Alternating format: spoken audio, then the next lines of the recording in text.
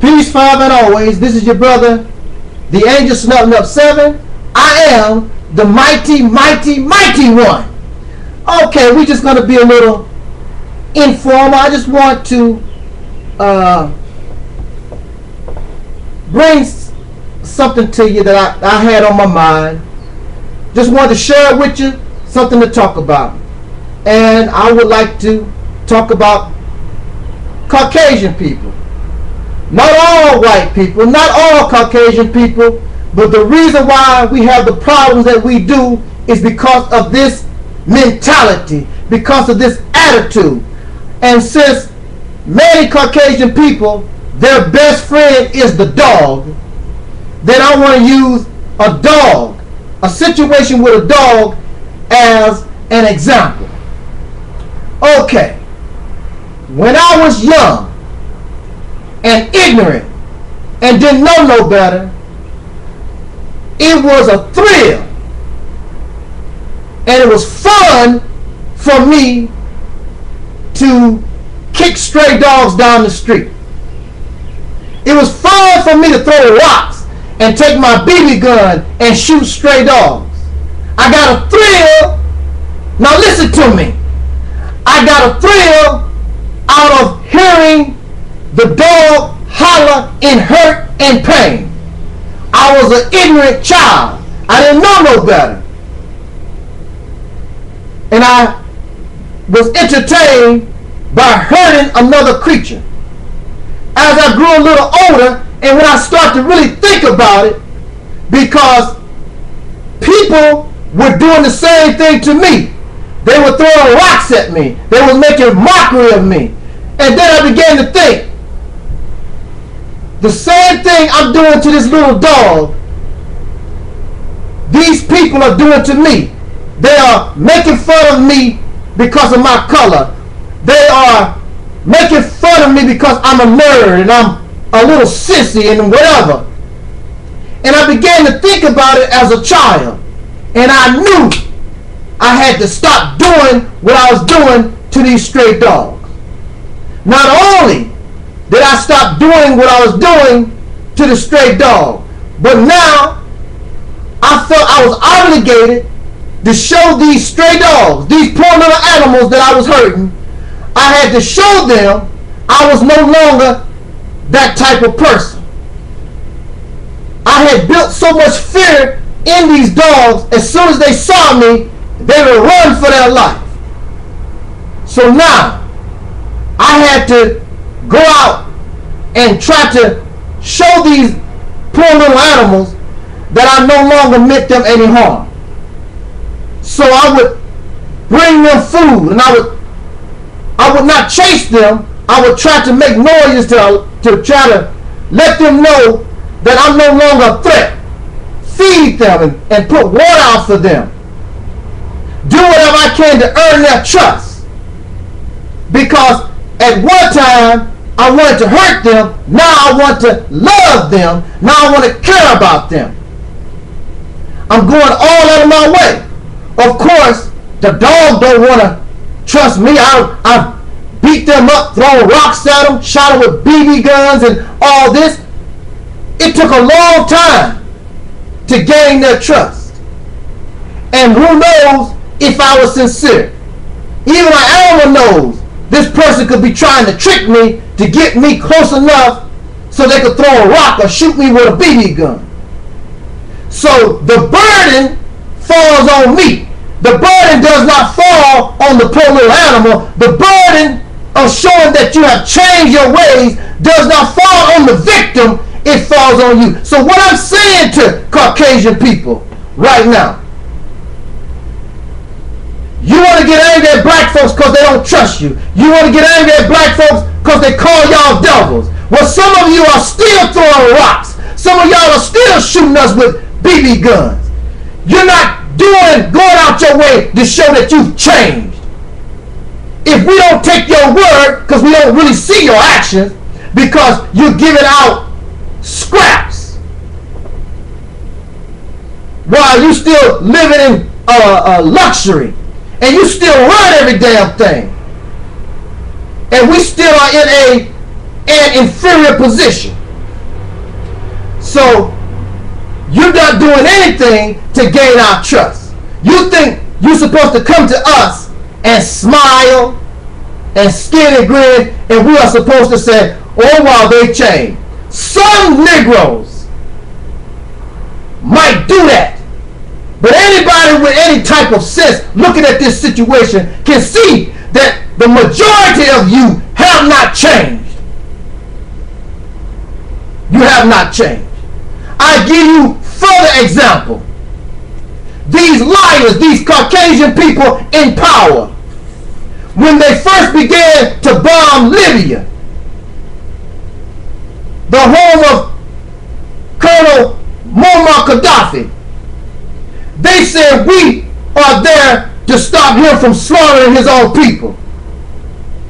But now, these wicked demons, now they go ahead and tell you what the real purpose was. Now the real purpose is to murder him, to kill him. And they come up with some type of excuse. Oh, he's a military target. He's always been a military target. The president and the leader always control the military. The president of the United States controls the military. So how all of a sudden he become a military target? He always been a military target. But now you go ahead and say what you wanted to say way back then, because now the people are allowing you to do your evil. And Caucasian people, that's the problem. You are allowing your leaders, you are allowing them to continue evil, to continue wickedness. The only reason why the Europeans are in Libya bombing is trying to control the oil. That's common sense. Trying to get the wealth and control that nation so they can get that country's oil. And whatever kind of money Libya has, they want it all. And you, the good white people, you sit back and you allow your leaders to do this dirt. Victims don't apologize. It is up to those who are dishing out the punishment, those who are the abusers and exploiters. If you have changed, it's up to you to show that you have changed. A victim, one who has been exploited and done wrong, has the right not to trust your ass. So when black folks tell you, I hate white people, why are you shocked? Well, it's not me. But your voice is silent. Your voice is very low. While the white people that are killing for oil, the white people that are killing for diamonds, and to control cheap labor and whatever else these suckers is trying to leech through somebody else, you sit back and you allow them to do this, and you vote for them. When you care about somebody, if you abuse a person, if a man abuses his wife, you don't make up by hitting your wife. You don't make up by calling your wife names. You don't make up by showing your wife her flaws. You the woman beater. You need to show that you have changed. So you give her flowers and candy, and you take her out to dinner, and you rub her feet, and you show her that I will protect you with my life.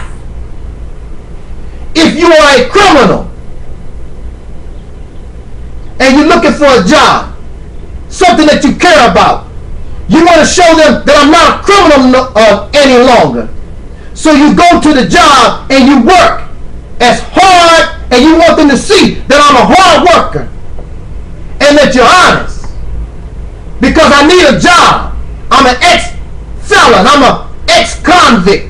I need to show. See, that's what you do when you care. But see, the bottom line is that the truth of the matter is that the majority of these Caucasian people in this nation don't give a damn about black folks. And if you don't give a damn about black people, when we are trying to get our people to do for themselves, that's what you claim you want us to do. You said that we should act and behave, accept responsibility, and make better choices. But if those choices and that responsibility don't include you, you want to get upset because you still have a slave master mentality. I'm here to tell you, I'm not your damn slave. I'd rather be rotten with maggots going through my flesh than be your damn slave. And unlike you, that will hate black people for no reason, dislike black folks for no reason, these suckers hate me, dislike me. I ain't did a damn thing to them except speak the real truth that they cannot fight, that they have no defense against. That's what they really hate. And the real truth comes from the mouth of a black man that they hate, don't like, have no respect for. If a white man said the same thing, I would have 50, 100,000 views. If Glenn Beck or Rush Limbaugh said the same thing, you support them 1,000%. But you don't want to hear nothing new. You don't want to hear self-thought coming from black flesh. Y'all fake hypocrites. That's why not only black people, but many Caucasian people, many white people, and others around the earth would tell you, white man, would tell you, white woman, European, or especially those in America, I hate your guts. I come to your country just like you reach and you steal from others. I come to your country and use your ass like you use others. You are proud that you live in a stolen country. You are proud that everything you have came from murder and deceit. Yeah, you work real hard. You work very hard at lying, at enslaving, at raping, at lies, trickery, deceit, and all those things of evil and wickedness. And you proud. So if you want people to see you different, then you need to stop being arrogant. And you need to show that I'm not like my forefathers. Or are you like your forefathers? The devil and the works of your father you shall continue to do, according to your religious teaching that you forced upon slaves. Talk to me. But don't bring your lying ass. I don't trust smiles. I don't trust handshakes. Don't mean nothing. I'm looking at your overall actions. I'm looking at your actions. And your actions don't show nothing except that you are the same devils. The same wicked creatures that your fathers was. But I will be fair. And I will be just unlike you. I'm not going to judge all, and I never do say all. But you put that lie in my mouth to continue to verify my point that you're a liar. Because I know all is not like you. But it's so many of you, it make the white people, it make the white race look real bad. So if you want to continue to look bad, keep being arrogant. Keep being silly. And you will have to face the consequences. You have been warned.